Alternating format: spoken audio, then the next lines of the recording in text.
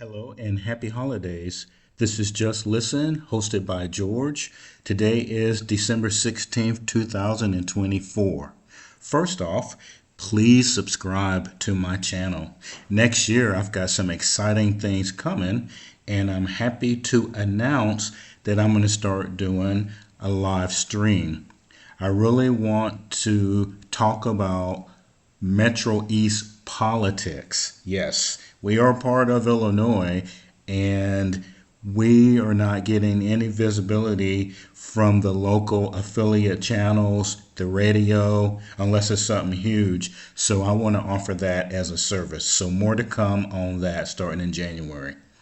Today, I want to start a three-part series about the U.S. government policy on immigration as it pertains to how we're going to deport illegal immigrants next year.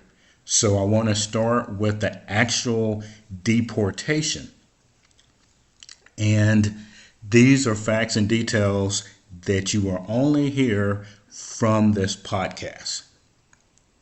Now, don't you wonder how we're going to get people out of the country? First off, well, we can do it several ways. We can actually bus people out because if you look at the map, there are roads that we could use to take people out of the country. Now, I don't know why this isn't talked about a lot because if you're trying to save money, that would actually be a lot cheaper, right? Because pretty much that's how some of them are coming into the country in the first place, through the border. Okay, so what's been talked about are these flights to deport people. If you listen to the mainstream affiliates and the national affiliates, flights. Well, flights cost money. And guess who's going to pay for it? It's going to be the American taxpayer who is paying to put people on planes to send them out of the country. Now, let me back up a second and tell you who's going to get deported first. It's going to be criminals. Now, the mainstream media, all of them are talking about that, but I just wanted to mention it. The actual deportation process is what I wanted to focus on with this segment. So, who can we deport? Violate immigration law, they're in the country illegally, or use false travel documents. So, we're going to say enter the country illegally. That's where these big group of people are at. Now, I had to look this up to make sure that this was true. How we can deport people back to their country, because I seriously thought that the countries that these people had come from didn't want them back. Okay, now, they can be denied access to their country. But I read that typically that's not what happens. So we can actually put people on planes or buses that are in our country illegally and send them back to their home country. We can do that under current law. And I go even further. So far, no countries have ever barred us from sending their citizens back. But we will see how next year goes. Now, here's something interesting. So let's say that they go back to their home country and the country denies them access. Then they are in a stateless situation and they face challenges like homelessness, lack of access to basic necessities, etc. Now, here's the problem. You know how people politicize and publicize everything. So I would tell you that probably some of these people that we deport are going to be in a stateless situation and they're going to be living at the airport. And of course, the government, their government, won't do anything about it, and we're going to be forced to look at doing something. May not happen, but how have things gone so far? Now, this situation that I'm talking about can be a humanitarian concern. So, if this happens and they say it's a humanitarian concern, well, you better hide your wallets because they're going to come back after the U.S. So, now, international law currently prohibits a country from denying entry to its own citizens. Okay, but I told you previously how they can get around that because they'll make up some kind of charges against them, meaning the person trying to get back into the country. And as a result of that, here we go with there being in a stateless situation and they're not actually breaking the law, quote unquote. So there can also be diplomatic intervention. So the country of the deported may attempt to negotiate with home country to facilitate the return of their citizens. Okay, well, I can't see that happening, right? Now, we can use our ambassadors to do this, but pretty much if we get to the diplomatic scenario, we're looking at them being classified as refugees.